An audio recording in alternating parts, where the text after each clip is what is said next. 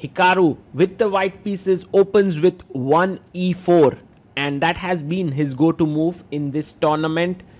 e5 by Robbie, and that is the most solid move at the top level. Naka gets off his jacket, makes himself comfortable, and now adjusts all his pieces very carefully in his own time.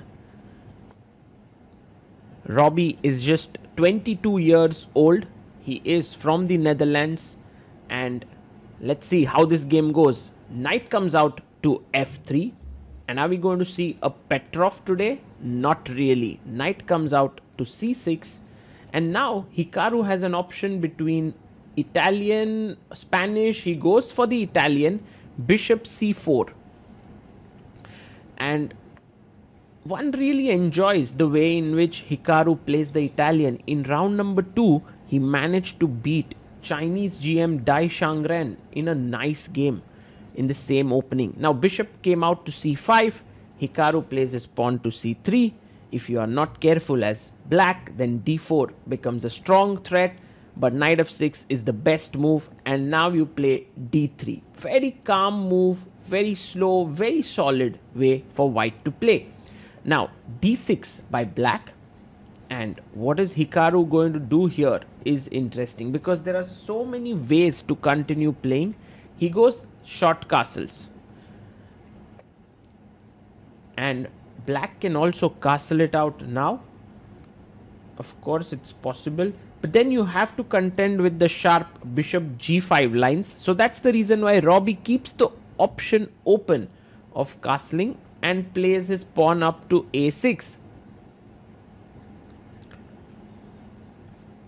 And Hikaru goes pawn to a4, gaining space on the queen side.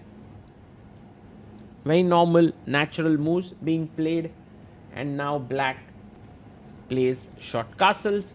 Well, Hikaru has many options here now. He can go bishop g5, he can go rook e1, he can go h3, he can go knight d2, he plays rook e1, and this, this ability to have so many options which have very, very minute reasons is the reason why the Italian has gained so much prominence over the last few years at the top level.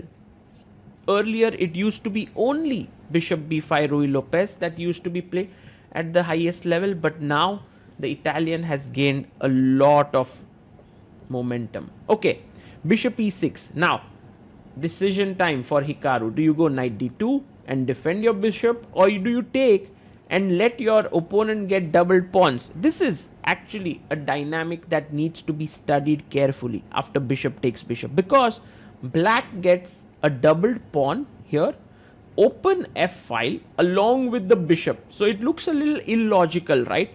But on the other hand, if you can't do much, then a timely d4 will give white a nice position, and Hikaru quickly puts his bishop on e3, and this is something that he's well prepared.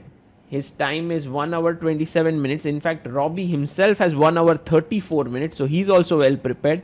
Rook takes on e3, and this has been seen before at the highest level. In fact, there's a game between Aronian and Mamedyarov which has gone this way. d5 also was played in that game, and that's why you can see Robbie blitzing out his moves.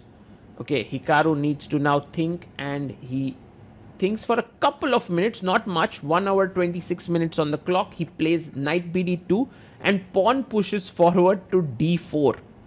Now you can't really move the rook, but you can actually move the rook, because if I take here, take back, queen takes d3, there is queen b3 with compensation, but instead Hikaru just captures on d4, Robbie takes back, and we have a new pawn structure here.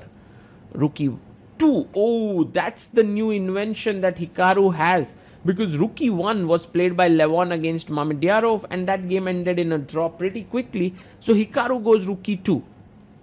Knight goes back to d7. Robbie seems to be still in some sort of preparation. At least he knows the idea as well. Let's take stock of the situation. Black has a half open f file. White has a half open c file. So clearly it feels like white's structure is for choice, because these pawn structures are nice, this pawn structure is nice, Also, the e6 pawn is weak. The b7 is under pressure. He goes queen e7, and now to note that if you go and greedily take this pawn, he wants to go knight e5 and put pressure on d3.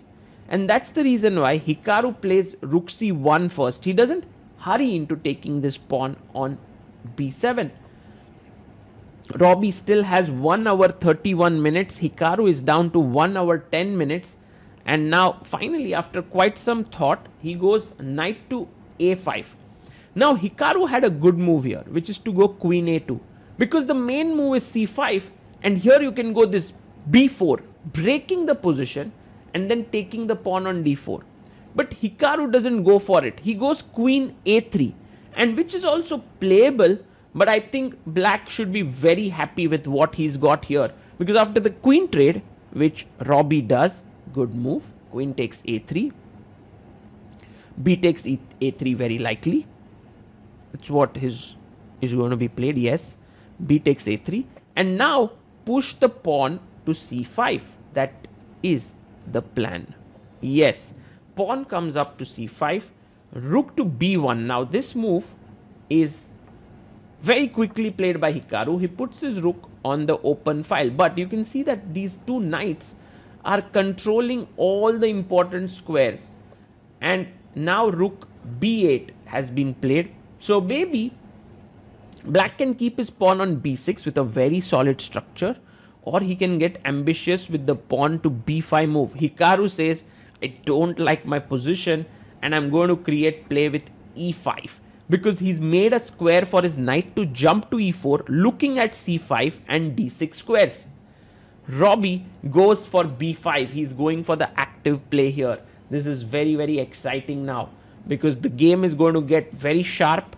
And with b5, you can literally sense from Robbie's body language that he wants to fight for the full point here. AB, and now Hikaru wants to take back, Robbie can take back with the pawn as well as with the rook. He takes his time and takes back with the pawn. Very natural, very, very fine. Now, how should Hikaru continue here? Does he go knight e4? Yes, he plays knight e4. He gets this move on the board, and with this rook looking at b5, the knight looking at c5, and the rook joining in to put pressure on b2 or c2, this is starting to get quite double-edged. Rook b6 played by Robbie. He wants to maybe get his other rook into the game on c8 or b8. Hikaru plays rook to c2, and now there are two attacks. How do you defend this pawn? Because if you go rook c8, you're just losing a pawn to knight takes d4. So clearly that is impossible. And in fact, Robbie finds the only move to keep the balance, which is c4. Very interesting. If you take on d4, I have c takes d3. And that is enough counterplay here, because the e5 pawn is also hanging after it. So Hikaru maybe has to decide how exactly he's going to play here. He takes on c4. Black has two good moves here. One is